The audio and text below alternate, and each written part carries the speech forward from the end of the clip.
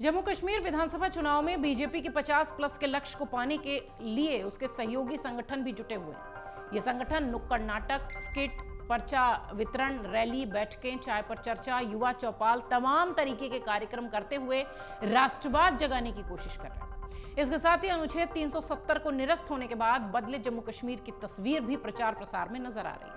Media reports के मुताबिक बीते दिनों राष्ट्रीय स्वयंसेवक संघ की जम्मू के केशव भवन में हुई बैठक में बीजेपी के सहयोगी संगठनों को चुनाव में विभिन्न जिम्मेदारियां सौंपी गई है। अखिल भारतीय विद्यार्थी परिषद के एक वरिष्ठ पदाधिकारी ने बताया कि सितंबर के पहले हफ्ते से जम्मू कश्मीर के विश्वविद्यालयों, कॉलेजों, सभी जगह मतदाता जागरूक अभियान शुरू होगा। लाखों युवाओं को राष्ट्रवाद विचारधारा से जोड़ने का लक्ष्य रखा गया है। प्रत्येक जिले के लिए बनाई गई टीमें हैं, जागरूकता अभियान है, पाकिस्तान समर्थक एजेंडों का विरोध करना है। खासतौर से पहली बार बने युवा मतदाताओं को राष्ट्रवाद पर ध्यान केंद्रित किया जाएगा इस कैंपेन के तहत, अभियान के तहत। इस अभियान के लिए प्रत्येक जिले में 20 से 30 कार्यकर्ताओं की टीम भी गठित कर दी गई है।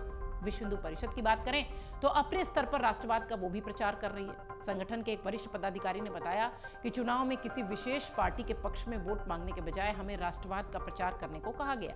इसमें मोदी सरकार की उपलब्धियों को गिनाया जाएगा। आरएसएस की ओर से नियमित बैठकों में राष्ट्रवाद पर रणनीति जो बनी उस पर चर्चा होगी। बीजेपी जम्मू संभाग की दोनों लोकसभा सीटें लगातार तीसरी बार जीतने के लिए उत्साहित है, इसलिए पार्टी बहुत सारे प्लान्स कर रही है, अभियान चला रही है।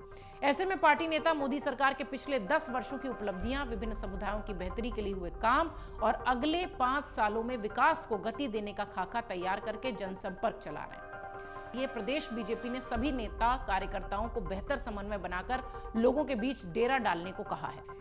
आपको बता दें कि कांग्रेस और नेशनल कॉन्फ्रेंस गठबंधन के बाद भारतीय जनता पार्टी ने जम्मू कश्मीर विधानसभा चुनाव के लिए अपनी सक्रियता बढ़ा दी है।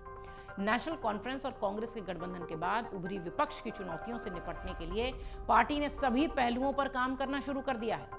प्रदेश बीजेपी की ओर से विधानसभा चुनाव के लिए वरिष्ठ नेताओं को कई जिम्मेदारियां सौंपी गई हैं। पार्टी की ओर से विभिन्न क्षेत्रों में ये जिम्मेदारियां देकर चुनाव प्रबंधन को मजबूत बनाया जा रहा है। पार्टी चुनाव में 50 प्लस के लक्ष्य को लेकर काम कर रही है। त्रिकुटा नगर स्थित पार्टी मुख्यालय में गुरुवार को सह प्रभारी जम्मू कश्मीर बीजेपी आशीष सूदन और महासचिव अशोक कौल ने प्रभारियों और प्रकोष्ठ प्रभारियों के साथ बैठक करके विधानसभा चुनाव की तैयारियों की समीक्षा की है। इस दौरान वीनू खन्ना को चुनाव कार्यालय प्रभारी की भी जिम्मेदारी सौंपी गई है। आपको बता दें, जम्मू कश्मीर में 18 सितंबर से 3 चरणों में विधानसभा का चुनाव कराने की घोषणा की गई है। नतीजों का दिन 4 अक्टूबर का है।